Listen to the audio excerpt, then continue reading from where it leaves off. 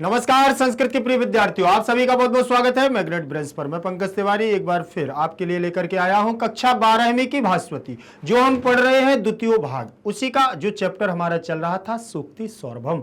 सूक्ति सौरभम का पहला और द्वितीय अनुवाद भाग 1 और 2 हम पूरा कर चुके थे, और इसके बाद आज लेकर के आए हैं अनुवाद भाग 3। तो आप लोग हमारे साथ बने रहिएगा और अपनी पुस्तक सामने रखिएगा। याद रखना है, लिखा हुआ है स्क्रीन पर कक्षा 12वीं संस्कृत केंद्रिक भास्वती द्वितीय भाग सूक्ति सौरभम अनुवाद भाग 3। लेकिन आपको अनुवाद भाग 3 लेने से पहले, जाने से पहले, पढ़ाने से पहले मैं आपको बता दूं कि जो सूक्ति सौरभम हम पढ़ रहे हैं, इसमें हमारे कालिदास, भर्तृहरि, विष्णु शर्मा, मंगलदेव शास्त्री आदि जैसे बहुत अन्य ऐसे कवियों की यहाँ सूक्ति रखी गई हैं जो जीवन के लिए हमारे बहुत सार्थक हैं, और इसमें व्यवहारिक रूप से, सामाजिक तौर से और वाद विवाद के तौर से इनको रखा जाता है। ये सूक्ति का मतलब होता है कि सूक्ति सौरभम, अर्थात अपनी बहुत कम बातों के आधार पर बहुत बड़ी बात को कह देना, ये हमारा क्या कहलाता है? सूक्ति सौरभम, जिसे हम हिंदी में लोकोक्ति और मुहावरे के नाम से जानते हैं। वही सूक्तियां हमारी यहां पर है, ठीक है ना। तो आगे चलते हैं, ज्यादा विलंब नहीं करेंगे। यहां पर तीसरे नंबर का हमारा पैराग्राफ है, इसलिए यहां पर संख्या नंबर 3 लिखी हुई है। लेकिन आप लोग 4 श्लोक पूरा कर चुके थे, क्योंकि प्रत्येक पार्ट में 2 श्लोकों को रखा गया है। तो इसमें हमारा 5वें नंबर का श्लोक जो दिया हुआ है उसको आप देखेंगे। इसमें आप लोग देखें, लिखा हुआ है कि पहले तो आप इसको धीरे धीरे देख लें, फिर इसके बाद आप इसकी लय युक्त बनाएंगे। पहले लिखा हुआ है उत्साह, फिर लिखा है संपन्नम, फिर लिखा है अदीर्घ सूत्रम क्रिया विधिज्ञम व्यसनेस्व असक्तम सूरम कृतज्ञम दृढ़ सौहृदंच लक्ष्मी स्वयं याति निवास हेतोः। ये इसका बिल्कुल आप एक एक शब्द को सुने हैं, ठीक है ना। अब इसको जैसे हम लय युक्त पढ़ते हैं तब हम क्या करेंगे, तो इसको आपको पढ़ना है। जब लय युक्त पढ़ना है तो आप देखेंगे कैसे पढ़ेंगे। बहुत देखिए, जितना अच्छे सुर और लय के साथ इसको सूत्र को पढ़ेंगे, श्लोक को पढ़ेंगे, आपको उतने ही जल्दी कंठस्थ हो जाएगा। सबसे बड़ी चीज क्या होती है, संस्कृत को पढ़ने वाले कई लोग जिनको नहीं आती है उनके लिए नीरस है, और इसको रसयुक्त बनाना पड़ता है। संस्कृत बहुत रसयुक्त है, इसमें तो समस्त रसों का समावेश है, और वैसे भी वेदवाणी है, देववाणी है। तो लिखा हुआ है कि उत्साह संपन्नम दीर्घ सूत्रम क्रिया विधेयम अवसने स्वसक्तम सूरम कृतज्ञम दृढ़ सौहृदंच लक्ष्मी स्वयं याति निवास हेतु लक्ष्मी स्वयं याति निवास हेतु। अब उत्साह संपन्नम दीर्घ सूत्रम क्रिया विधिज्ञम व्यसने स्वसक्तम सूरम कृतज्ञम दृढ़ सौहृदंच लक्ष्मी स्वयं याति निवास हेतु लक्ष्मी स्वयं याति निवास हेतु। अब बात करते हैं कि उत्साह संपन्न अदीर्घ सूत्रम, इसमें ये विष्णु शर्मा जी के द्वारा ये बहुत अच्छी सूक्ति कही गई है जीवन के लिए। याद रखना कि जीवन में विष्णु शर्मा जी ने जो एक सूक्ति दी है, अगर व्यक्ति जीवन में ये उतार लेता है तो वह व्यक्ति कभी भी दुखी नहीं रह सकता। क्या नहीं रह सकता है? दुखी नहीं रह सकता। कारण यही है कि उन्होंने जो स्पष्टवादिता की है, स्पष्ट बात कही है, वो क्या है? सबसे पहले तो आप देखें कि उत्साह लिखा हुआ है संपन्नम, संपन्न को आप और उत्साह को थोड़ी देर के लिए छोड़ दो, और लिखा हुआ है अदीर्घ सूत्रम। अदीर्घ सूत्रम का मतलब समझ रहे हैं ना? अदीर्घ सूत्रम का मतलब होता है आप इसको जीवन में हमेशा बहुत लंबे समय तक, जो विधि विधान के साथ, जो लंबे समय तक बिना किसी विलंब के कार्य करता है, बिना किसी अदीर्घ सूत्रम संपन्नम उत्साहम, अर्थात जो बिना किसी विलंब के कार्य करता है। जैसे आज आपको कोई कार्य करना है, आप उसमें विलंब मत करो, उसमें ज्यादा वेट मत लो, उसका ज्यादा वेट मत करो कि अरे ये आएगा, समय सही आएगा, समय सही आएगा। आप जिस कार्य को करने जा रहे हैं, आपने मन में ठान लिया, उस कार्य को तत्काल कर दो। क्या होगा इसका परिणाम, ये निश्चित ऊपर वाला करेगा, बस आपकी नीयत सही होनी चाहिए, ठीक है ना। तो उन्होंने कहा है अदीर्घ सूत्रम, अर्थात विलंब नहीं करना चाहिए। फिर दूसरा कहा है क्रिया विधिज्ञम, और जो कार्य आप कर रहे हैं वह विधि पूर्वक होनी चाहिए। विधिज्ञम, विधिज्ञम क्रिया, जो कार्य करने वाले हैं आप, क्रिया करने वाले हैं, वह क्रिया कैसी होनी चाहिए? विधिज्ञम होनी चाहिए, विधि पूर्वक होनी चाहिए। फिर उन्होंने कहा व्यसनेस्व असक्तम, असक्त का मतलब होना है लालची होना या लिप्त हो जाना, और व्यसन का मतलब होता है दुर्गुणों में, विपत्तियों में, विपत्तियों में, दुर्गुणों में, व्यसनों में उसको लिप्त नहीं होना है। कौन? ऐसे व्यक्ति जो अपने कार्य में विलंब नहीं करते हैं, कार्य को विधि पूर्वक नियम पूर्वक करते हैं, और क्या करते हैं? जो विपत्तियों में लिप्त नहीं होते हैं, और वह सूरवीर होते हैं, कृतज्ञ होते हैं, और कृतज्ञ दृढ़ सौहृदंचा, और हमेशा जिसके ऊपर कृतज्ञता की हो उसको मानते हैं। कृतज्ञता की है उसको मानते हैं। किसी ने आपके ऊपर उपकार किया, उसको आप उसका उपकार मान रहे हैं। ऐसे व्यक्तियों के पास उन्होंने कहा है कि लक्ष्मी स्वयं याति निवास हेतु, तो उसके पास लक्ष्मी स्वयं चल कर के आती है। क्या आती है? लक्ष्मी उसके पास स्वयं चल कर के आती है। स्वयं याति निवास हेतु, तो लक्ष्मी उसके पास रहती ही है। कैसे व्यक्तियों के पास? जो अपने कार्य में विलंब नहीं करते हैं, जो विधि पूर्वक कार्य को करते हैं, और जो व्यसनों में लिप्त नहीं होते हैं, सूरवीर होते हैं, और कृतज्ञता को मानते हैं। ऐसे लोगों के पास लक्ष्मी हमेशा निवास करती है। स्पष्ट बोल दिया है विष्णु शर्मा जी ने। किसने? विष्णु शर्मा। बहुत अच्छा इनका देखिए, पंचतंत्र के लेखक विष्णु शर्मा। आपने पंचतंत्र की कहानियों को बहुत पढ़ा होगा। और अब आगे देखते हैं। अब इसमें तो मैंने केवल आपको इसका भावार्थ एक सूक्ष्म रूप में बतलाया है, ठीक है ना, और आपको शायद समझ में आ जाना चाहिए।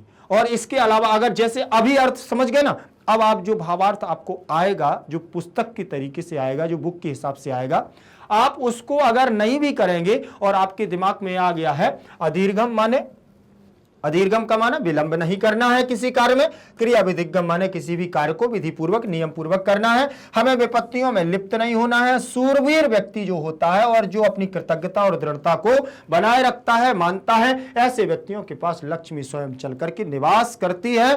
बस इतना आप याद रखेंगे, आपको अर्थ कहीं ढूंढने की जरूरत नहीं।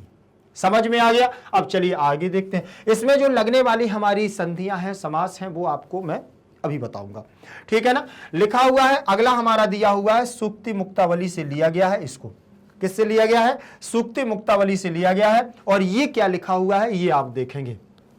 देखें, दीर्घ प्रयासेन कृतम ही वस्तु निमेष मात्रेण भजेद विनाशम कर्तुम कुलालस्य तु वर्षमेकम वेत्तुम हि दंडस्य मुहूर्तमात्रम, वेत्तुम हि दंडस्य मुहूर्तमात्रम। अब एक बार इसको थोड़ा सा अच्छे से देख ले, अलग अलग करके। आप, मैंने तो पढ़ दिया, आप सोचते होंगे सर आप तो पढ़ देते हैं, मुझसे कहीं कहीं छूट जाता है या मुझसे पढ़ते नहीं बनता है, तो उसके लिए मैं बता दूं, लिखा है दीर्घ प्रयासेन कृतम ही वस्तु निमेषम, निमेष अलग हो जाएगा, मात्रेण अलग हो जाएगा, निमेष मात्रेण भजेद विनाशम कर्तुम कुलालस्य तु वर्षमेकम भेत्तुम ही दंडस्य मुहूर्तम मात्रम, मुहूर्त मात्रम, ठीक है ना। और एक बार पढ़ो, फिर इसके बाद आगे चलेंगे। देखिए उन्होंने कहा दीर्घ प्रयासेन कर्तुम कृतम ही वस्तु, दीर्घ प्रयासेन कृतम ही वस्तु निमेष मात्रेण भजेद विनाशम कर्तुम कुलालस्य तु वर्षमेकम वेत्तुम हि दंडस्य मुहूर्तमात्रम, वेत्तुम हि दंडस्य मुहूर्तमात्रम। अब सूक्ति मुक्तावली क्या कहना चाहती है वो देखें। दीर्घ प्रयासेन, दीर्घ प्रयासेन मतलब बहुत लंबा प्रयास करना पड़ता है, कृतम ही वस्तु किसी भी वस्तु का, निमेष मात्र निर्माण करने के लिए, किसी भी कृतम निर्माण करने के लिए, किसी भी वस्तु के लिए हमें कितना समय लगता है? दीर्घ प्रयास है, दीर्घ प्रयास, बहुत प्रयास करना पड़ता है निर्माण करने के लिए, किसी भी चीज को बनाने के लिए हमें बहुत ज्यादा लंबा प्रयास करना पड़ता है। जैसे मैंने आपको शुरुआत में जब पाठ परिचय बताया था तो मैंने आपको शायद इस पे चर्चा भी की थी कि एक कंप्यूटर सॉफ्टवेयर बनाने वाले को कई वर्षों लग जाते हैं, मोबाइल बनाने वाले को कई वर्षों लग जाते हैं, लेकिन उसको नष्ट करने के लिए एक क्षण ही हमारा काफी है। उसको उठाया, पटक दिया, नीचे फेंक दिया, टूट गया, क्या दिक्कत है, बिगाड़ने में क्या जाता है। तो उन्होंने वही कहा है कि किसी वस्तु को निर्माण करने के लिए दीर्घ प्रयासन, बहुत प्रयास करना पड़ता है। निमेष मात्रेण भजेद विनाशम, निमेष मात्रेण भजेद विनाशम, और उसको विनाश करने के लिए, नष्ट करने के लिए एक क्षण मात्र हमारा क्या है, काफी है। जैसे उदाहरण में भी उन्होंने दिया है कि कर तुम कुलालस्य वर्षमेकम, कुलालस्य कुम्हार, जिस प्रकार से कुम्हार एक घड़े को बनाने के लिए बहुत प्रयास करता है, एक घड़ा बनाने के लिए उसको बहुत प्रयास करना पड़ता है, वर्षमेकम, हो सकता है कि उसको एक वर्ष लग जाए, ठीक है ना। कर तुम कुलालस्य वर्षमेकम, भेद तुम माने तोड़ने के लिए, भेद तुम ही दंडस्य मुहूर्त मात्रम, दंडस्य माने दंड, और उसको तोड़ने के लिए एक डंडा ही, भेद तुम मुहूर्त मात्रम, एक क्षण मात्र का समय ही उसको तोड़ने के लिए काफी होता है। किसको, घड़े को, मिट्टी के घड़े को, लेकिन उसको बनाने में कितना समय लगा ये कुम्हार से पूछो। तोड़ने वाले के लिए क्या, उठाया डंडा और तोड़ दिया। तो ये सूक्ति, हमारी जो सूक्ति मुक्तावली के आधार पर यह कहा गया है कि जीवन में हमें अपने रिश्तों को बनाने चाहिए, बनाने के बाद हम उनको तोड़ने के लिए पल भर में तोड़ देते हैं, ये सबसे बड़ी विडंबना है। तो व्यवहारिक जीवन से ये हमारा क्या है, संबंधित सूक्ति है कि कोई भी कार्य अगर हम बना रहे हैं जिसको हमें वर्षों लगा हुआ है समय, आपने कोई भी अपना बिजनेस डाला और वर्षों के समय तपस्या के बाद, और उसको एक पल में, क्षण में नष्ट नहीं करना चाहिए, याद रखिएगा, ठीक है ना। तो समझ में आया, दीर्घ प्रयासेन में तृतीय विभक्ति लगी हुई है और निमेष मात्रण में भी तृतीय विभक्ति लगी हुई है। इसके बाद कर्तुम में तुमुन प्रत्यय लगा है, कुलालस्य में षष्ठी विभक्ति लगी हुई है, वर्षम एकम वर्षम एकम द्वितीय विभक्ति लगी है, भेदतुम में तुमुन प्रत्यय, दंडस्य में षष्ठी विभक्ति, ही हमारा अव्यय है, मुहूर्त मात्रम। समझ गए, आगे देखें। अब बात करते हैं आगे, ये हमारी दोनों सूक्तियां थी, दोनों सूक्तियां अब हमें क्या आगे बता रही हैं आप देखेंगे इसके आगे, ठीक है ना।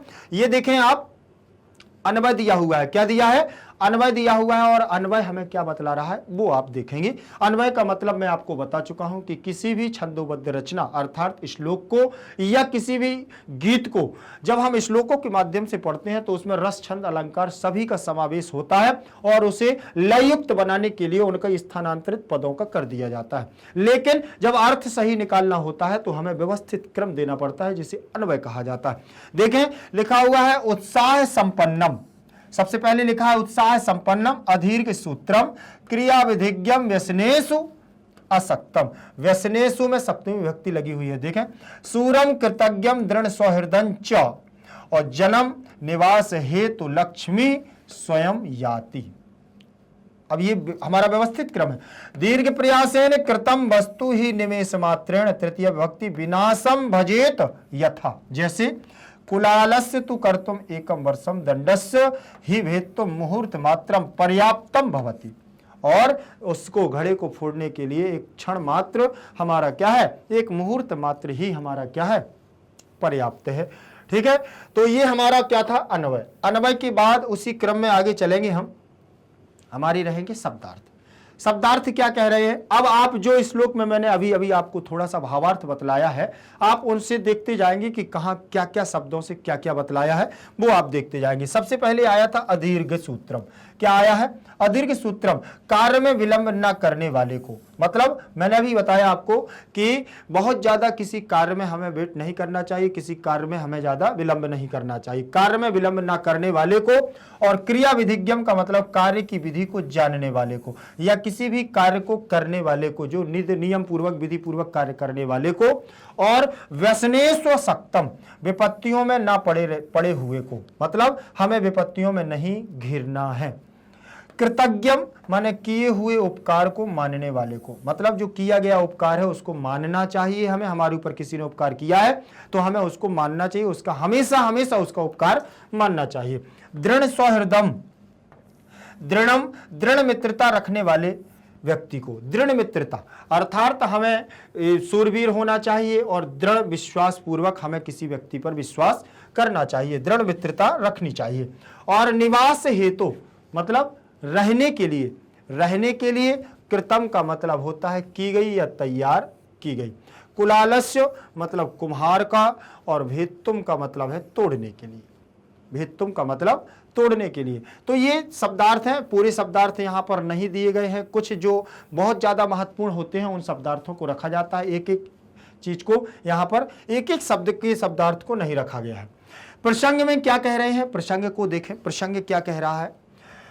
लिखा हुआ है प्रस्तुत श्लोक संस्कृत पाठ्य पुस्तक, जो हमारा श्लोक जो हमारे दिए हुए हैं उन दोनों श्लोकों में उन्होंने कहा प्रस्तुत श्लोक हमारी पाठ्य पुस्तक भास्वती द्वितीय भाग में संकलित अध्याय सूक्ति सौरभम से उद्धृत है। यहाँ प्रथम श्लोक में लक्ष्मी के विषय में तथा द्वितीय श्लोक में निर्माण व विनाश की स्थिति के विषय में बताया गया है। निर्माण व विनाश की स्थिति के विषय में बताया गया है कि क्या हमारा निर्माण निर्मित होता है और क्या हमारा किस प्रकार से नष्ट होता है।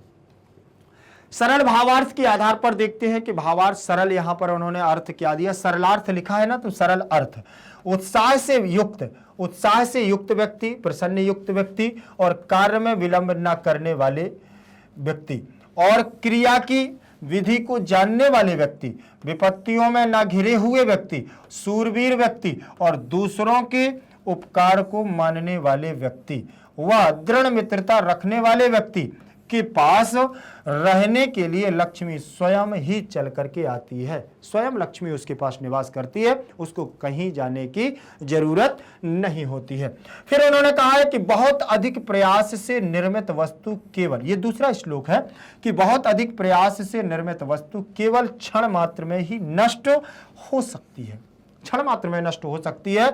जैसे कुम्हार का जिस कार्य को करने के लिए 1 वर्ष लगता है, कुम्हार जिस कार्य को करने के लिए 1 वर्ष लगता है, दंड अर्थात डंडे को वही कार्य नष्ट करने के लिए केवल और केवल कुछ क्षण ही पर्याप्त होते हैं।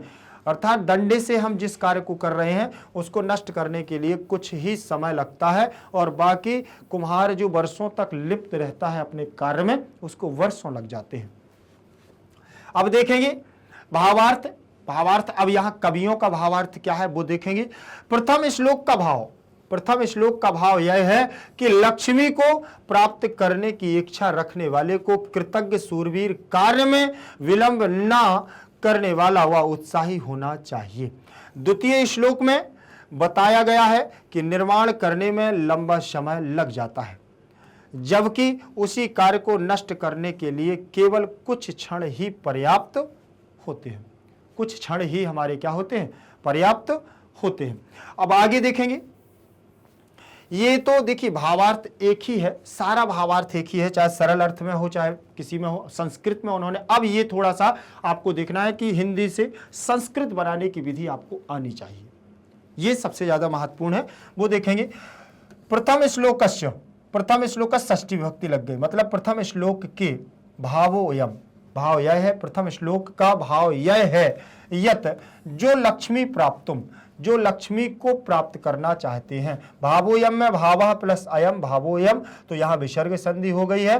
भाव और अयम माने जो हम भाव रखते हैं। प्रथम श्लोक का भाव जो यहाँ पर है, यत माने जो, यत का मतलब जो, लक्ष्मी मतलब लक्ष्मी को, द्वितीय विभक्ति लगी हुई है, द्वितीय, ठीक है ना। तो उन्होंने कहा है प्रथम श्लोक का भाव यह है कि जो लक्ष्मी प्राप्त माने लक्ष्मी प्राप्त करने के लिए, लक्ष्मी प्राप्त करने की इच्छा रखता है, सह माने वह और कृतज्ञ माने कृतज्ञ, वह कृतज्ञ होना चाहिए, कृतज्ञता पूर्ण होना चाहिए। सूरवीरा, वह सूरवीर होना चाहिए। अदीर्घ सूत्री, वह कार्य में विलंब करने वाला नहीं होना चाहिए। और उत्साह युक्त, और उत्साह युक्त व्यक्ति होना चाहिए। चा माने और, भवेत माने हो, ठीक है ना।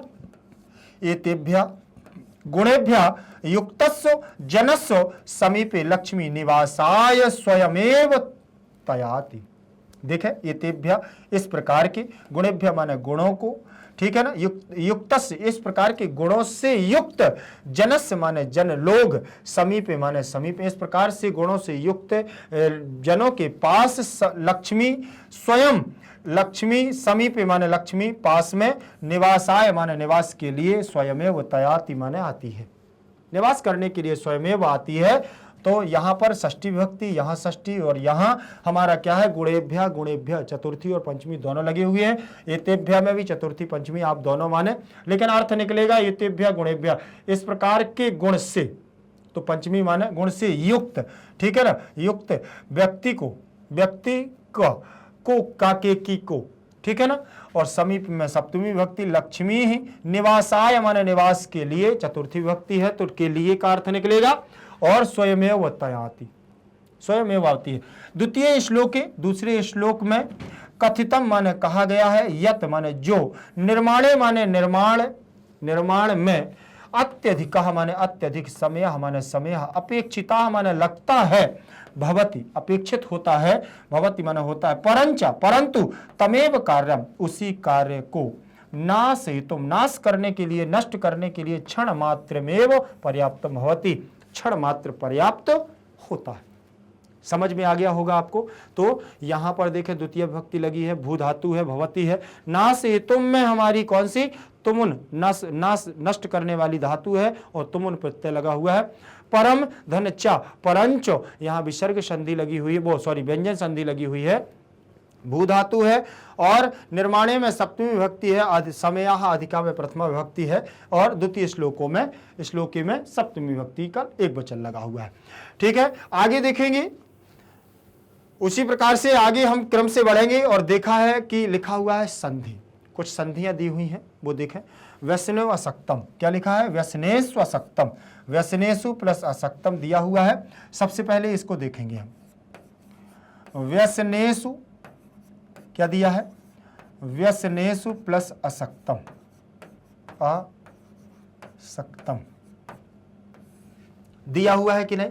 अब यहां पर देखें कि शब्द ये बना हुआ है हमारा व्यसनेस्व, तो सा के बाद वा आ रहा है और सा के बाद यहां वा है नहीं है, तो दिमाग तत्काल हमें अपना क्या करना चाहिए, क्या होना चाहिए दिमाग का, हमें उसको तत्काल चार्जिंग पर लगा दो और तत्काल उस पर हरकत करनी चालू हो जाए, और देखना है कि इस पर यण संधि लगी हुई है। कौन सी संधि लगी है, यण संधि लगी हुई है, यण संधि, और यण संधि की का सूत्र हमारा जो होगा वो होगा इको यणचि। कौन सा सूत्र होगा, इको यणचि, ये हमारा इको यणचि हमारा सूत्र हो जाएगा। अब इको यणचि सूत्र क्या कहता है, इसकी डेफिनेशन क्या है हमारी, इकः स्थाने यण स्यादचि, स्यादचि, इकः स्थाने यण स्यादचि संहिता, यण इकः स्थाने यण स्यादचि, ठीक है ना, और संहितायाम परे रहते यणादेशः भवति।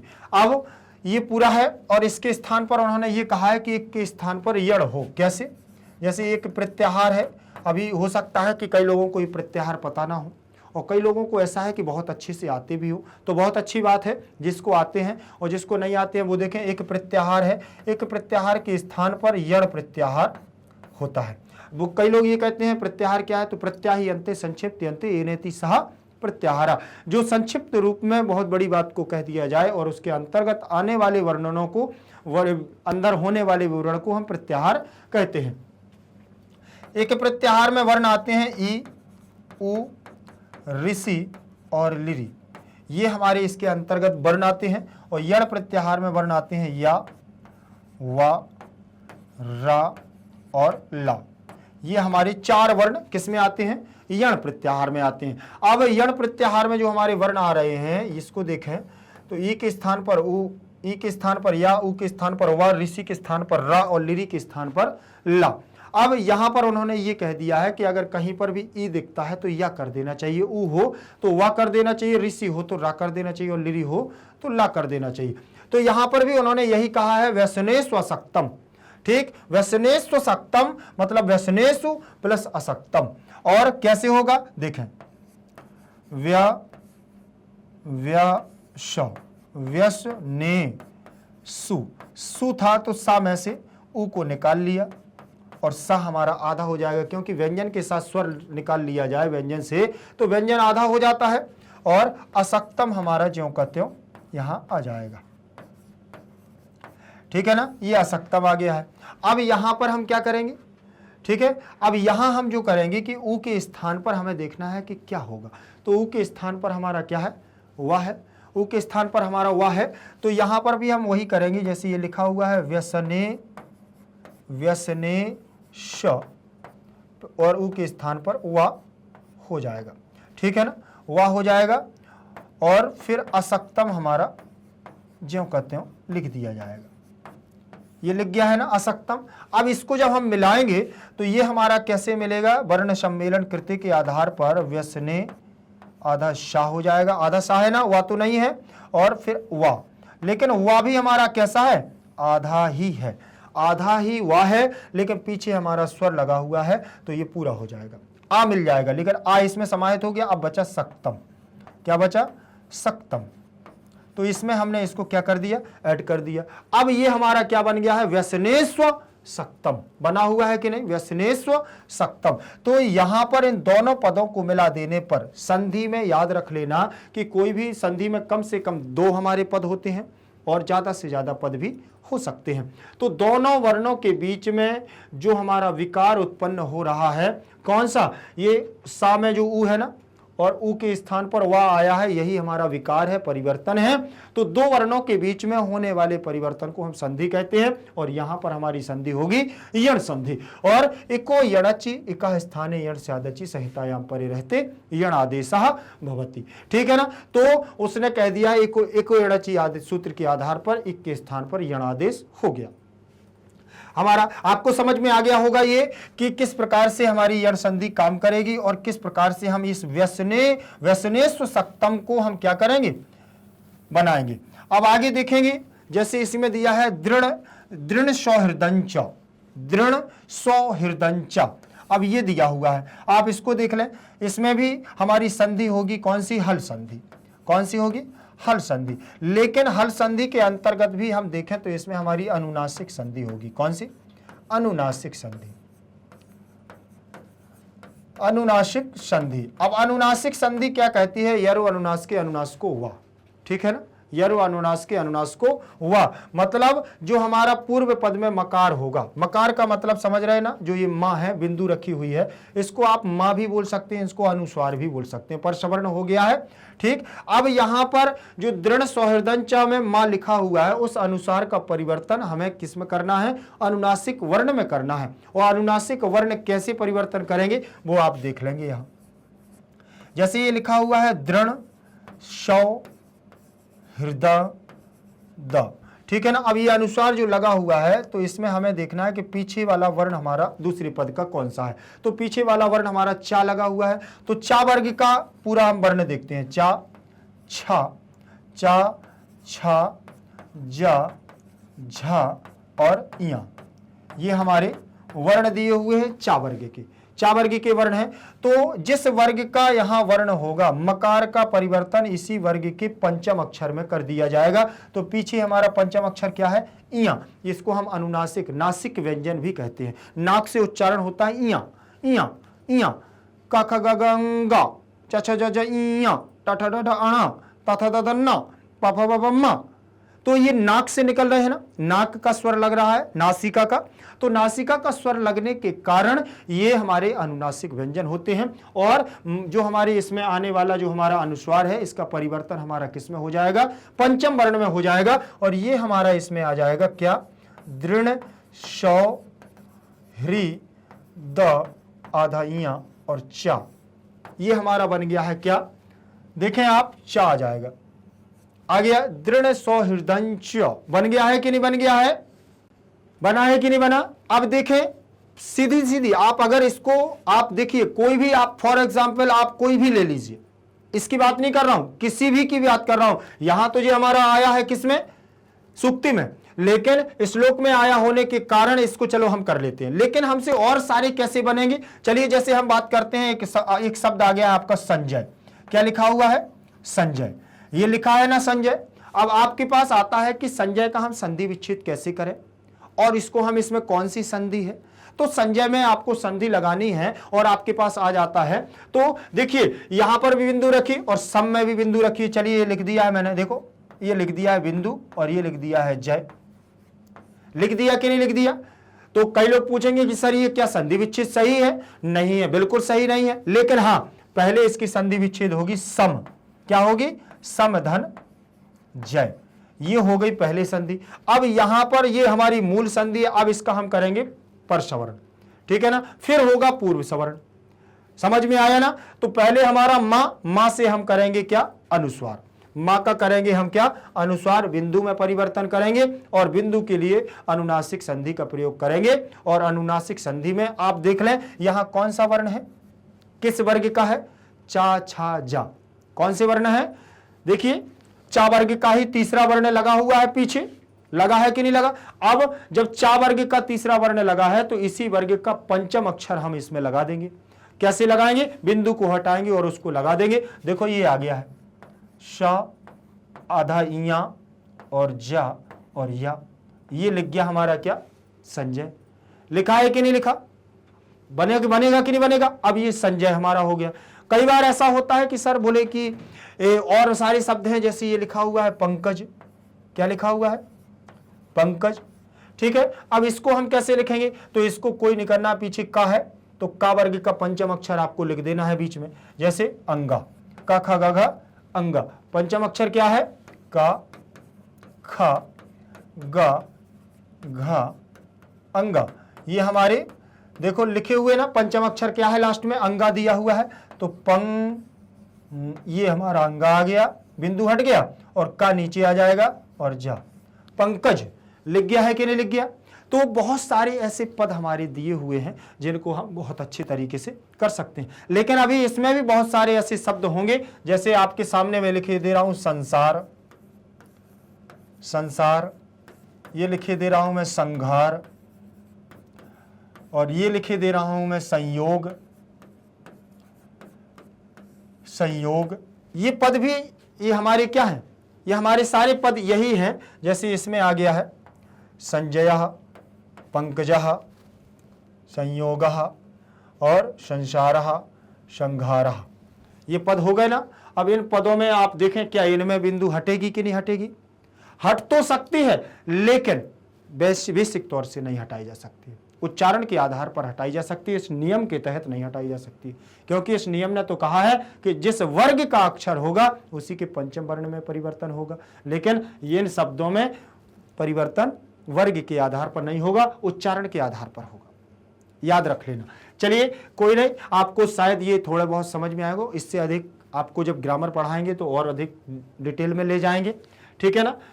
आपको ग्रामर बहुत जरूरी है, पहले ग्रामर आपकी होना अनिवार्य है, क्योंकि अगर ग्रामर आपसे अच्छे से बन रही है, ठीक है ना, तो आप लोग बहुत अच्छे से उसको कर पाएंगे। समझ में आ रहा है ना। चलिए ये आपकी संधि थी, ज्यादा नहीं थी संधि, 2 ही थी, लेकिन मैंने आपको जो 4-5 बता दी हैं। ठीक, आगे देखें, पद परिचय दिया हुआ है। क्या दिया है? पद परिचय। पद परिचय में बार बार आपसे यही कहता हूं, पद का मतलब होता है एक शब्द। वो शब्द हमारा क्रिया रूप का भी हो सकता है और संज्ञा सर्वनाम विशेषण, ये भी हमारा हो सकता है, कर्ता क्रिया कर्म, कोई भी हो सकता है। तो यहां पर जो सबसे पहला पद परिचय है वो शब्द रूपों पर आधारित है, और शब्द रूप होते हैं संज्ञा सर्वनाम और विशेषण के, ठीक है ना। क्रियाओं के यहाँ शब्द रूप नहीं होते हैं, क्रिया के होते हैं कौन से रूप? धातु रूप होते हैं। देखें सबसे पहले यहां शब्द रूप में दिया हुआ है व्यसनेषु। क्या दिया है? व्यसनेषु। तो इसका मूल शब्द हमारा क्या है? व्यसन। व्यसन शब्द है, मूल शब्द व्यसन से व्यसनेषु कैसे बना ये हमें पता होना चाहिए। देखिए सबसे पहले हमने देखा कि व्यसन शब्द है, व्यसन शब्द में हमने निकाला कि अंतिम पद देखना होता है, अंतिम वर्ण। अंतिम वर्ण में छोटा आ है कि बड़ा आ है, छोटा ऊ है कि छोटी ई है कि बड़ी ई है, क्या है वहीं से निश्चित होगा, ठीक है ना। तो इसमें देखा कि ना में छोटा आ है, यह हमारा पुल्लिंगवाची शब्द है, ठीक है ना। तो व्यसन, अब हमें देखना है कि जो रूप हमें आते हैं वो हमारा इससे मैच कर रहा है कि नहीं कर रहा है। तो राम के रूप हमें आते हैं, और लास्ट में हमने देख लिया है क्या कि लास्ट में माँ में भी छोटा आ है और राम के रूप हमें आते हैं। तो राम के रूप देखेंगे तो राम के रूप से कहां पर रामेशु बनता है, वहीं व्यसनेशु बन जाएगा। तो आपको अब मुझे बताने की जरूरत नहीं है कि कहां रामेशु बनता है, क्योंकि आपको राम के रूप अच्छे से आते हैं ना। तो याद रख लेना, जब आपको ये सारी चीजें आने लगेंगी तो आप स्वयं अर्थ निकालने लगोगे, कहीं से किसी की आवश्यकता आपको नहीं है। अगर आप ये सारी चीजें सीख लेते हैं तो देखें, इसमें लिखा हुआ है जैसे रामेशु, तो ये हमारा एक वचन में होगा रामः, रामम, रामेण, रामायो, रामातो, रामस्यो, रामे दिया हुआ है। ठीक, संबोधन नहीं लिख रहा हूं। फिर यहां द्वितीय में आ जाएंगे तो रामऊ, रामऊ, रामाभ्याम, रामाभ्याम, रामाभ्याम। फिर यहां आ जाएगा रामयोह, क्या आएगा, रामयोह। यहां आ जाएगा रामयोह, रामयोह, रामयोह, यहां आ गया। अब फिर यहां पर आ जाएगा हमारा रामाह, फिर यहां आएगा रामान, यहां आ जाएगा हमारा रामई, क्या आएगा, रामई। यहां आएगा रामेभ्यः, फिर यहां आएगा रामेभ्यः, होगा कि नहीं होगा। फिर यहां आएगा रामाणाम, रामाणाम, और यहां आ जाएगा हमारा रामेशु। मतलब अंतिम पद हमारा था, इसी के लिए रामेशु के लिए पूरा हमें क्या लिखना पड़ा, याद रखना, क्या लिखना पड़ा, हमें पूरे रूप को लिखना पड़ा। किसको लिखा, पूरे रूप को। अब पूरा रूप लिखने के बाद लास्ट में हमारा निष्कर्ष निकला कि सप्तमी विभक्ति का बहुवचन रामेशु बना हुआ है, तो वैसे ही बनेगा हमारा व्यसनेशु। कैसे बनेगा, जैसे रामेशु वैसे व्यसनेशु। कैसे, देखो, प्रथमा ये सारे एक वचन के हैं, एक वचन, ये द्विवचन और ये बहुवचन। बहुवचन हो गया कि नहीं हो गया। अब देखना यहां पर कि रामः रामम, रामेण रामाय, व्यसनः व्यसनम, व्यसनेन व्यसनाय, और व्यसनास व्यसनात्, व्यसनस्य व्यसने। देखो, व्यसनौ व्यसनौ, व्यसनौ व्यसनौ, व्यसनाभ्याम व्यसनाभ्याम, व्यसनाभ्याम व्यसनयोः व्यसनयोः, व्यसनाः व्यसनान, व्यसनैः व्यसनेभ्यः व्यसनेभ्यः, व्यसनानाम और व्यसनेषु। बनेगा कि नहीं बनेगा। तो समझ में आ गया होगा आपको कि हमारा बहुवचन, सप्तमी का बहुवचन हमारा क्या कहलाएगा, व्यसनेषु। तो ये पद परिचय हो गया किसका, व्यसनेषु का। किसका हुआ, व्यसनेषु का। दूसरा दिया हुआ है सूरम, दूसरा दिया हुआ है सूरम। सूर शब्द है, द्वितीय विभक्ति और एक वचन का रूप है। सूर शब्द है, सूर शब्द भी हमारा कैसा है, राम के समान। कैसा है हमारा, राम के समान। राम का क्यों एग्जाम्पल ले रहा हूं, क्योंकि ये लगभग 99% लोगों को राम के रूप आते हैं। ठीक, इसलिए राम का ही एग्जाम्पल ले रहा हूं। बाकी इसके अलावा जैसे गणेश की भी ले लो। कई लोग सोचेंगे सर गणेश का कैसे बनेगा, मिथिलेश का कैसे बनेगा। अरे बनते तो सब एक से हैं, लेकिन बोले सर इतना ये कभी देखा नहीं है। अरे क्या नहीं देखा, राम एक बार बनाना तो सीख जाओ, रूप सीख गए, समझ ले सब कुछ काम हो गया। अब यहां सूर जैसे बनेगा हमारा रामम, रामः रामम, रामः रामम, तो वैसे बनेगा सूरह, सूरह सूरम, सूरह सूरम। द्वितीय विभक्ति एक वचन का रूप हमारा हो जाएगा सूरम। फिर लिखा है निवास हेतोः, निवास हेतोः, तो यहां देखो निवास हेतु हमारा शब्द रहेगा और पंचमी विभक्ति एक वचन में हमारा रूप बनेगा। अब यहां पर थोड़ा सा देखना है, क्योंकि अब अकारांत से हट करके हम उकारांत पर आ गए हैं। अकारांत और उकारांत तो समझते ना, जिसके अंत में आ हो वो अकारांत, जिसके अंत में उ हो तो उकारांत। तो देखो लास्ट में हेतु में उ आ गया है, तो निवास, निवास हेतु, निवास हेतु शब्द आ गया। अब निवास हेतु के लिए आपको कुछ नहीं करना है, गुरु के रूप देख लो। किसके, गुरु के रूप देख लो। अगर नहीं बन रहा है तो भानु के रूप देख लो भैया। अगर यहां ऊ समझ में नहीं आया तो ये भानु, ये हेतु, भानु हेतु आ गया ना। तो यहां उ और यहां उ, यहां भी उ। अब इनके रूप चलेंगे तो देखो, भानु, भानुम, भानु, भानुम, भानुना, भानुना, भानु, भानुम, भानुना, भानवे, भानवे,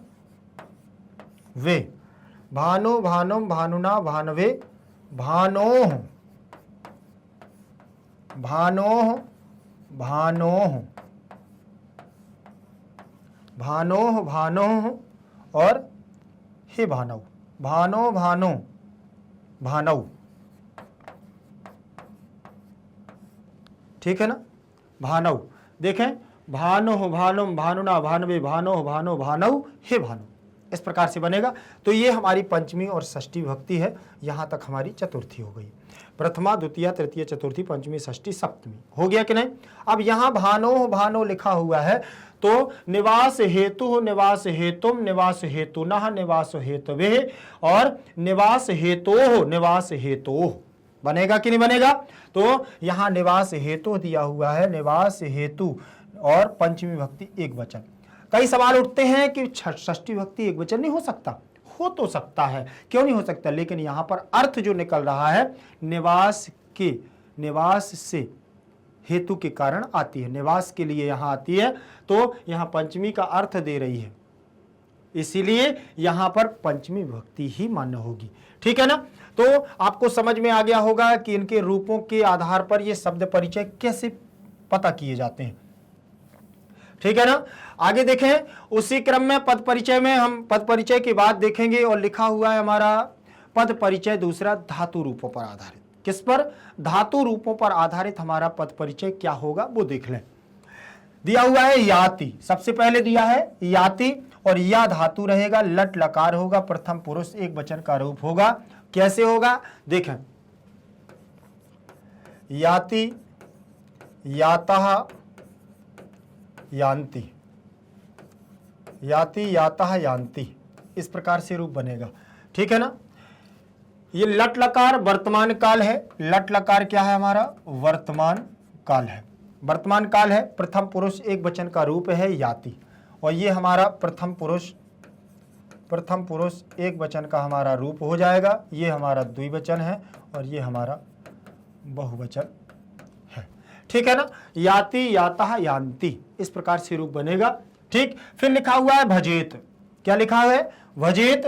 तो भज धातु है, भज धातु है और किसके लिए? विधिलिंग लकार, कायिक में अर्थ में, चाहिए के अर्थ में, चाहिए के अर्थ में, चाहिए के अर्थ में। ठीक है ना। और चाहिए के अर्थ में जो दिया हुआ है इन्होंने विधिलिंग लकार, वो प्रथम पुरुष एक वचन की बात कर रही है। एत, एताम, एयु, ये बनेगा हमारा भजेत, भजेताम, भजेताम, भजेयु, एत, एताम, एयु। ठीक है ना। तो भजेत ये प्रथम पुरुष एक वचन का रूप है, प्रथम पुरुष एक वचन का हमारा रूप है भजेत, भजेताम, भजेयु, ये द्विवचन का रूप है और ये बहुवचन का हमारा रूप है। ठीक है ना।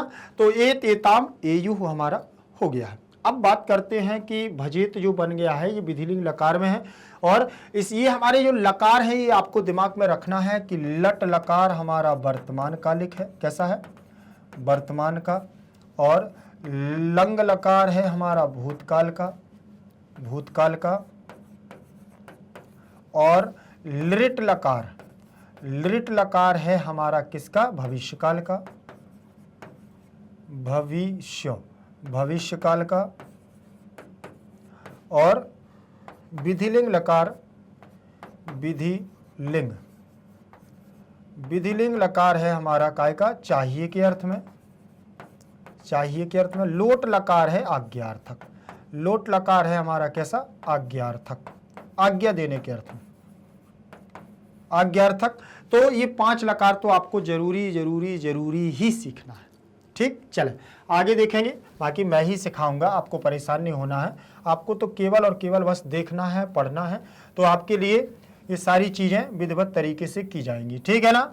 अब आगे देखेंगे उसी क्रम में हमारा रहेगा ये समास।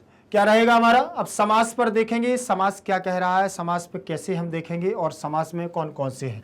उत्साह संपन्नम, सबसे पहले क्या दिया हुआ है? उत्साह संपन्नम, उत्साहेन संपन्नम तृतीया तत्पुरुष समास। उत्साहेन संपन्नम तृतीया तत्पुरुष समास। अब यहां पर सबसे बड़ी बात यह है कि उत्साहेन संपन्नम जो दिया हुआ है हमारा, तो इसमें तृतीया विभक्ति लगी हुई है संपन्नम, उत्साह के द्वारा संपन्न, जो उत्साह युक्त व्यक्ति हो तो तृतीय तत्पुरुष समास, उत्साह से संपन्न या उत्साह के द्वारा जो युक्त हो, इसमें हमारा तृतीय तत्पुरुष समास होगा। और तृतीय तत्पुरुष समास होगा क्योंकि ये उत्तर पद प्रधान तत्पुरुष, ठीक, प्रायण उत्तर पद प्रधान जिसमें होता है वो हमारा तत्पुरुष समास होता है। अदीर्घ सूत्रम, अदीर्घ ना दीर्घ सूत्रम, अदीर्घ सूत्रम नई तत्पुरुष समास हो जाएगा। विग्रह करने पर आ को हटा करके ना को जोड़ दिया जाता है बस। क्रिया विधिज्ञम, क्रिया विधिज्ञम में क्रिया विधिम जानाति यह तम बहुव्रीहि समास, जो क्रिया विधि को जानने वाला हो वही हमारा होगा बहुव्रीहि। अन्य पद को हमें थोड़ा सा प्रशस्त कर रहा है और इसीलिए हमारा बहुव्रीहि समास होगा। आसक्तम नासक्तम इति असक्तम, यहां पर भी नई तत्पुरुष समास हो गया है, जो सक्त ही नहीं है, जो असक्त है, ठीक, नासक्तम इति असक्तम, वही होगा हमारा क्या? नई तत्पुरुष समास। निवास हेतु, निवासस्य हेतु, निवास का कारण षष्ठी तत्पुरुष समास हो जाएगा। दीर्घ प्रयासेन, दीर्घेण प्रयासेन, बहुत जो विलंब नहीं करता है, किसी कार्य को करने में जो बहुत लंबे समय तक प्रयास करता है और किसी चीज का निर्माण करने के लिए, तो तृतीय तत्पुरुष बहुत लंबे समय से जो प्रयास कर रहा हो वो तृतीय तत्पुरुष समास हो जाएगा। ठीक है ना? ये हमारे व्याकरण वो क्या हो जाएंगे? समास हो जाएंगे। समासों के आधार पर आगे देखेंगे प्रत्यय दिए हुए हैं। क्या दिए हैं? प्रत्यय। अब प्रत्यय में उन्होंने क्या है? कृतम सबसे पहले दिया है। क्या दिया है? कृतम दिया है। क्रि धातु है। क्या है? क्रि धातु है हमारी और कित प्रत्यय है।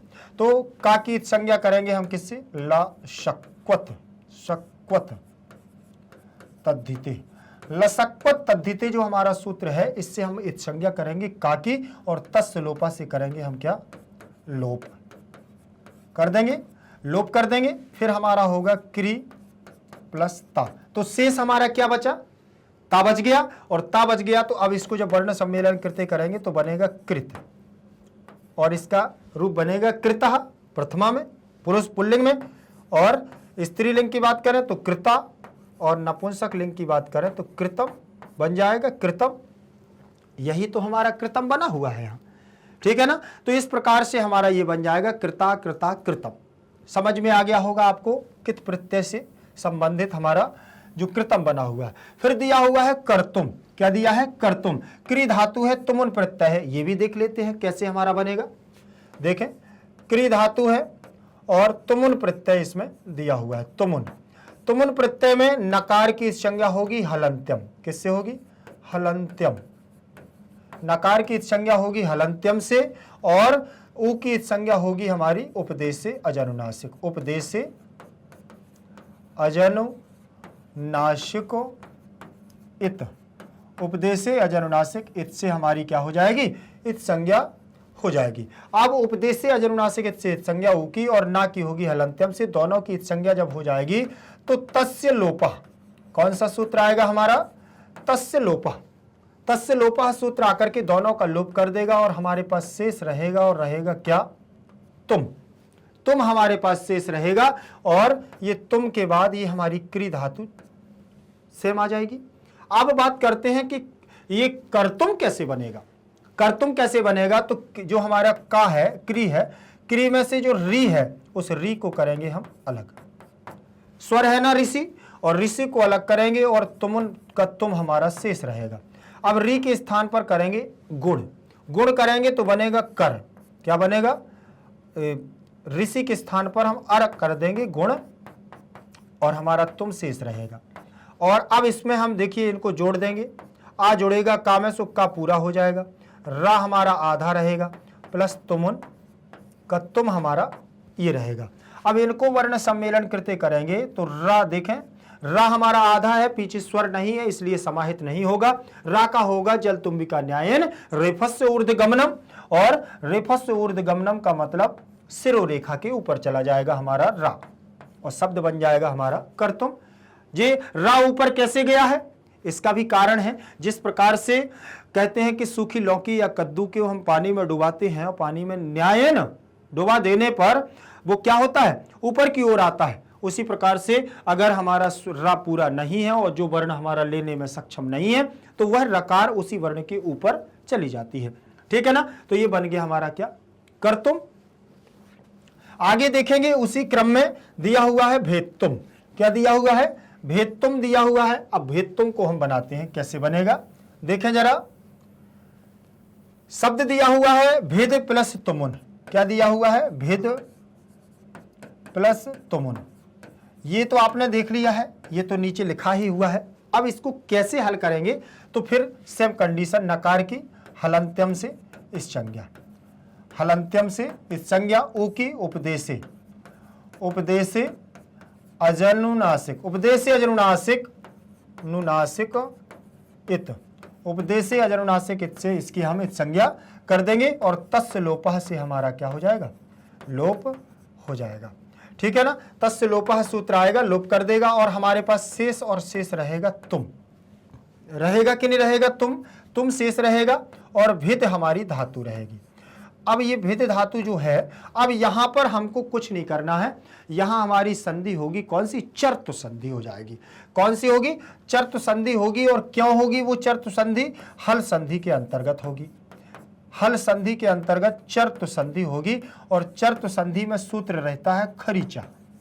कौन सा, खरीचा। और चर्त होकर के जो ये 30 जो दा है ये अपने ही वर्ग के पहले अक्षर में परिवर्तन कर लेगा। कैसे, चर्तु संधि का मतलब ही होता है जो जिस वर्ग का वर्ण होता है वो अपने ही वर्ग के प्रथम वर्ण में परिवर्तन कर लेता है। तो ये हमारा जो दा है ना, तो दा देखें, ता था दा धा ना, ये हमारे देखें ये वर्ग लिखे हुए वर्ण। तो दा का पहला वर्ण क्या है, ता है ना, तो दा का पहले वर्ण में परिवर्तन होगा चर्तुक संधि के आधार पर, तो भित हो जाएगा और तुमुन का तुम हमारा शेष रहेगा। ठीक है ना। अब इतना तो आपने ध्यान रख लिया, लेकिन जब तुमुन प्रत्यय ये जुड़ेगा इसमें तो इतना याद रखना है कि जब तुमुन प्रत्यय जुड़ता है तो आगे आने वाले स्वर में गुण कर लेता है। गुण करेगा तो ई का गुण क्या होगा, ए। ई का गुण क्या होगा, ए। जब तुमुन प्रत्यय जुड़ेगा तो भे ता और तुमुन जुड़ जाएगा तो ये ता हमारा आधा आ जाएगा और तुमुन का तू मा, शब्द क्या बन गया है, भेत्तुम। अब ये जो ई का ए हुआ है तो याद रखना कि तुमुन प्रत्यय जुड़ने के बाद ही हुआ है, क्योंकि तुमुन प्रत्यय जुड़ता है तो आगे आने वाले जो हमारा स्वर होगा उसका गुण कर लेता है। समझ में आ गया है कि नहीं, समझ में आ गया होगा। ठीक, जैसे विद धातु से वेद बनता है, विद धातु से वेद बनता है। ठीक है ना, याद रख लेना। चले आगे देखेंगे, ये हमारे प्रत्यय थे। क्या है प्रत्यय, और प्रत्ययों को देख लिया है। प्रत्यय ज्यादा कठिन नहीं होते हैं, थोड़ा सा अगर हम इनका ये पता चल जाए कि इसमें शेष क्या बचता है तो हम उसको बहुत अच्छे से कर सकते हैं।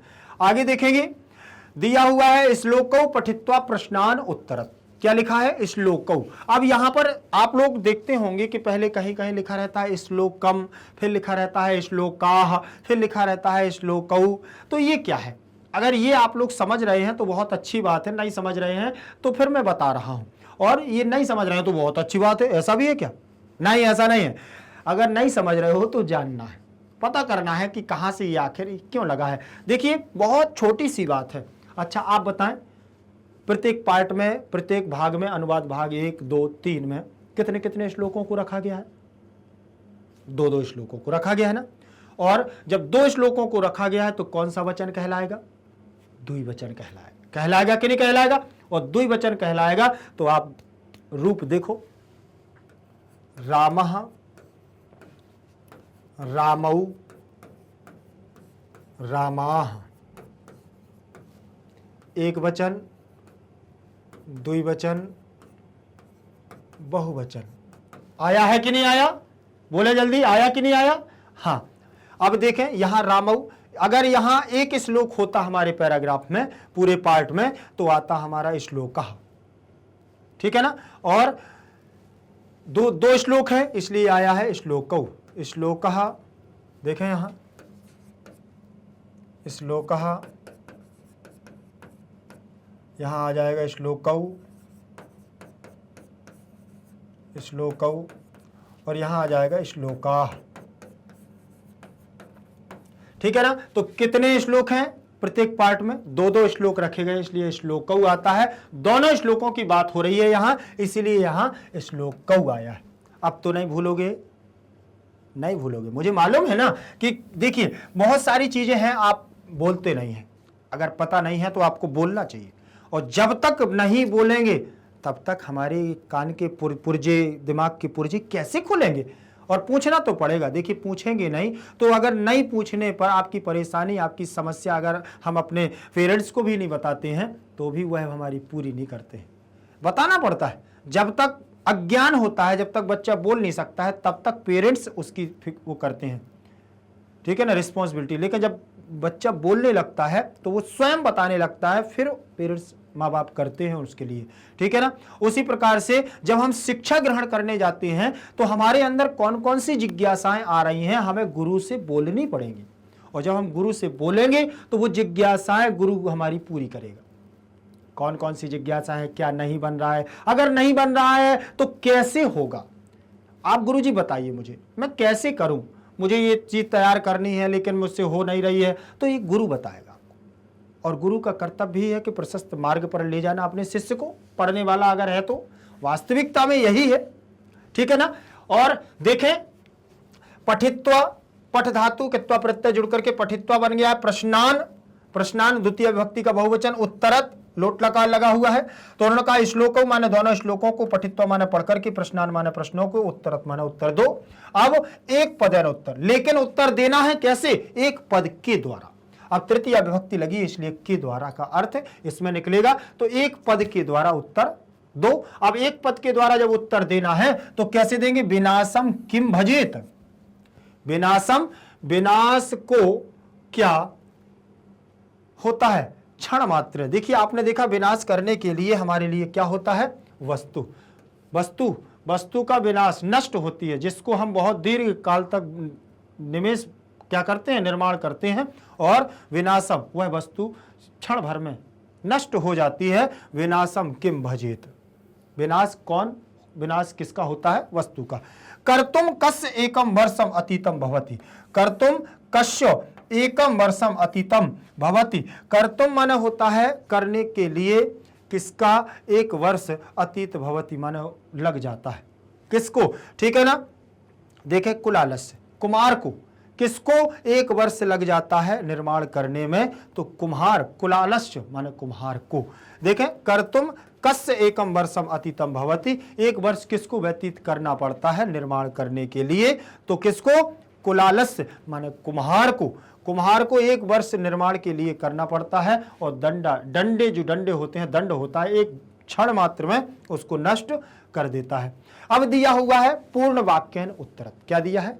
पूर्ण वाक्यन उत्तरत, पूर्ण वाक्य के द्वारा उत्तर दो। अब पूर्ण वाक्य के द्वारा जो उत्तर देना है वो कैसे देना है? देखें, लक्ष्मी ही निवास हेतु स्वयं की दृशम जन्म याति, लक्ष्मी निवास के लिए स्वयं किसके, कैसे लोगों के पास जाती है, कैसे जाती है, किसके पास आती है लक्ष्मी स्वयं चल करके? अब इसमें बताने की जरूरत नहीं है, आपको पता है कि लक्ष्मी किसके पास जाती है? जो उत्साह युक्त संपन्न हो, जो उत्साह युक्त व्यक्ति हो, जो अदीर्घ सूत्रम हो, जो अपने कार्य में विलंब ना करता हो, क्रिया विधिज्ञम हो, जो विधि पूर्वक अपने कार्य को जानने वाला हो, व्यसनेस्व सक्तम अर्थात जो विपत्तियों से ना घिरा हो, सूरम माने सूरवीर हो, और कृतज्ञम दृढ़ सौहृदयम हृदम चा, और कृतज्ञता को मानने वाला हो और दृढ़ मित्रता रखने वाला हो, ऐसे लोगों के पास लक्ष्मी स्वयं याति, स्वयं जाती है।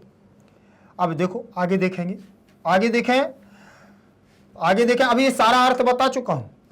किम कर्तुम दंडस्य मुहूर्तम मात्रम पर्याप्तम भवति, क्या करने के लिए, दंड के लिए, डंडे के लिए एक मुहूर्त, एक क्षण मात्र पर्याप्त होता है।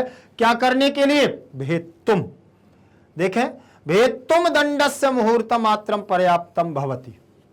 तोड़ने के लिए डंडे को एक मुहूर्त माने एक क्षण मात्र पर्याप्तम भवति माने पर्याप्त होता है। एक क्षण मात्र उसके लिए पर्याप्त होता है। किसके लिए? डंडे के लिए। समझ में आ गया? फिर दिया हुआ है निर्देशानुसारम उत्तरत। क्या दिया है? निर्देशानुसारम उत्तरत। निर्देश के अनुसार उत्तर देना है। अब निर्देश के अनुसार कैसे? बोले जो नीचे निर्देश दिए हुए हैं उस निर्देश के अनुसार उत्तर दो। जो पैराग्राफ में हम 2 श्लोकों को पढ़कर के आए हैं उन श्लोकों के आधार पर उत्तर दो। ये है दिया हुआ है कृतघ्न इत्यस्य किम विलोम पदम अत्र प्रयुक्तम। जो कृतघ्नम का मतलब है इत्यस्य, इसका विलोम पद यहां पर कौन सा प्रयोग किया गया है? कृतज्ञ के लिए। ठीक है ना? तो कृतज्ञम, वो कृतघ्न के लिए विलोम पद दिया गया है क्या? कृतज्ञम आया है ना। कृतज्ञता आया था ना, कृतज्ञता दृढ़ सौहृदंचा, ऐसा आया था श्लोक में। तो कृतज्ञ अकृतज्ञ, कृतघ्न, ठीक है ना, कृतज्ञम कृतघ्नम, ये विलोम पद हो गया। फिर लिखा है याति क्रियापद से कर्तृ पदम किम। याति जो क्रियापद है इसका कर्ता कौन है? ठीक है ना, कौन आता है स्वयं चल करके? लक्ष्मी ही आती, स्वयमेव लक्ष्मी ही आती, आया हुआ है आपके श्लोक में। पुस्तक में देखते जाइएगा। ठीक है ना, अगर पुस्तक में देखते जाएंगे तो आपसे ये भूलेंगे कभी नहीं, कदापि नहीं विस्मरणम जाता, कभी भी आपसे भूलेंगे नहीं। इस बात को ध्यान रख लेना। समझ में आया ना? अब देखिए, उसने याति हमारी क्रिया है, आती है। कौन आती है? स्वयमेव लक्ष्मी ही आती, स्वयमेव लक्ष्मी ही आती। और किसके पास आती है मैं बता चुका हूं, आप समझ गए होंगे। आगे देखें, लिखा हुआ है कुंभकारस्य इत्यर्थे किम पदमत्र प्रयुक्तम। अच्छा, कुंभकार के लिए यहां पर कौन सा अर्थ प्रयोग किया गया? कुंभकार के लिए कौन सा, कुंभकार का जो अर्थ है ना, ये कुंभकार किस पद का अर्थ है? तो यहां पर वो पद प्रयोग किया गया है हमारे श्लोक में, वो कौन सा किया गया है? तो बताने की जरूरत है क्या? कुलालस्य। कौन सा किया गया है? कुलालस्य एक पद आया है जिसका अर्थ होता है कुम्हार। कुलालस्य का मतलब कुम्हार, और जिसका उन्होंने स्पष्ट कह दिया है कुलालस्य का मतलब कुंभकार होता है। ठीक है ना, तो यहां पर कुंभकार के लिए कुलालस्य शब्द का प्रयोग किया गया है। ठीक है ना, ये हमारा अनुवाद भाग 3 पूर्णतः कंप्लीट हुआ है और इसमें कोशिश भर जितनी भी सारी चीजें छोटी से छोटी थी आपको पूरी बतलाई गई हैं। अब आप भी इसका एक बार रिवीजन करेंगे और इसको अच्छे से पढ़ेंगे तो जो आपके दिमाग में जिज्ञासाएं हो रही हैं, जो आपके अंदर शंकाएं उठ रही हैं कि ये चीज नहीं समझ में आ रही है, तो आप उसके लिए हमसे क्या है, कमेंट के द्वारा संपर्क कर सकते हैं और कमेंट में आप लिख भी सकते हैं कि ये सारी चीजें समझ में नहीं आई हैं। आपको बिल्कुल भी परेशान होने की जरूरत इसलिए नहीं है क्योंकि चाहे आप हिंदी मीडियम से हो CBSE से, और चाहे CBSE आप इंग्लिश मीडियम के हो, संस्कृत का परिवर्तन कभी नहीं होता है। याद रख लेना, संस्कृत एक समान ही रहती है, बस टॉपिक चेंज होता है, संस्कृत का परिवर्तन कभी नहीं होता है। तो बिल्कुल परेशान नहीं होना, चाहे आप बिहार में बैठे हो, बिहार बोर्ड से हो, चाहे यूपी बोर्ड से हो, चाहे आप MP बोर्ड से भी हो, कहीं से भी हो, बिल्कुल परेशान होने की जरूरत नहीं है। परेशान करने के लिए मैग्नेट ब्रेन्स परिवार आपके लिए खड़ा है, तत्पर है, इसीलिए आपको परेशान होने की जरूरत नहीं है। हम उनके लिए बता दें कि जो नए परिवार के सदस्य जुड़ रहे हैं, जिन्होंने अभी तक सब्सक्राइब नहीं किया है, तो वो सब्सक्राइब करते जाएं, और अगर नए वीडियो की अपडेट उनको चाहिए तो उन्हें लाइक शेयर कमेंट के साथ बेल आइकन को जरूर दबाना है।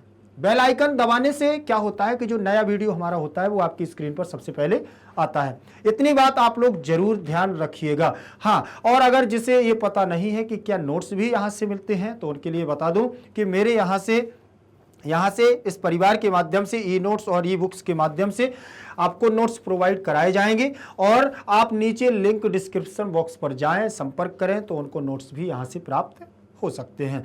ठीक है ना, और आपके उज्जवल भविष्य के लिए हम सब कामना करते हैं, शुभकामनाएं देते हैं। आप लोग बने रहिएगा। बहुत बहुत धन्यवाद।